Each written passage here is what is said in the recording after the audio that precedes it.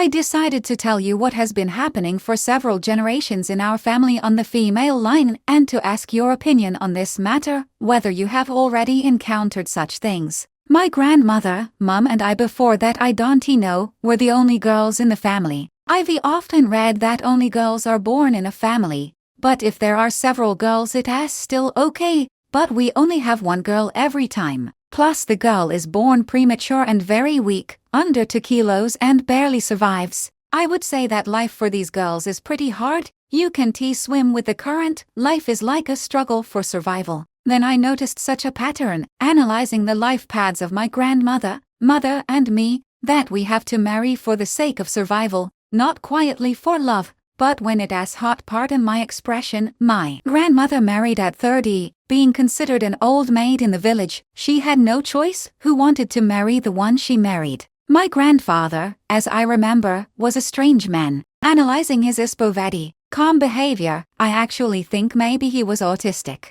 I was his granddaughter, but he never once spoke to me, as if I didn't exist. Of course, they didn't diagnose him like that back then, especially when they lived in a remote village. I did not catch my grandmother alive. She was ill practically all her life after giving birth and died at the age of 54. My mum got married at 22, but within a week of meeting her, as she said, I was tired of living in a hostel, and he had a big flat. My mum didn't share her feelings, but I so suspect it was unlikely she loved this man. He was also very strange. Not like my grandfather autistic but strange in a different way, like an urban lunatic. Their marriage was hardly a happy one, plus she had a lover while married and I was born from that relationship. I always wondered how it affected my life path. Such a birth from a lover and hiding it. In the papers, I am listed under my husband as official ispovedi, calm, but the biological father I saw, he visited us. Certainly, it affected me psychologically.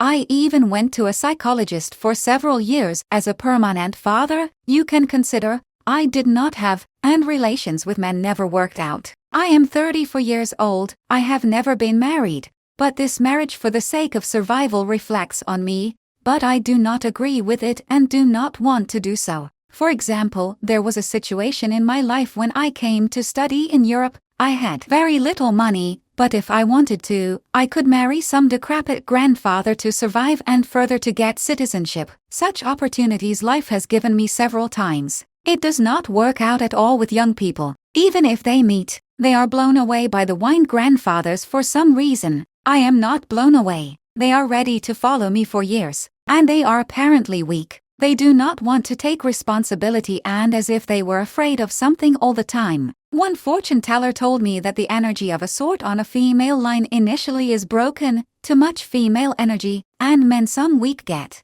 I do not know what to do with it and whether I will ever get married. Going to a psychologist didn't help me to build a relationship, but I realized that I was fine with myself. The main thing is that I started to feel better about myself and started to feel comfortable in my loneliness. Whether I will ever have children, I don't know either. But it doesn't bother me too much. I am not the kind of woman who really wants children, and especially I think, is it worth giving life again to one weak girl who will struggle all her life and won't be able to build a personal life? Besides, my grandmother died before I was born, my mum has already died too. It turns out that my child, if he is born, will not see his grandmother. It's very sad for me. My mum died 5 months ago. But I've only now started to feel the grief of the loss. I thought so because it often takes too long for things to get to me like a giraffe. I wanted to share this story and ease my emotional state. I've noticed that when I write and share I feel better.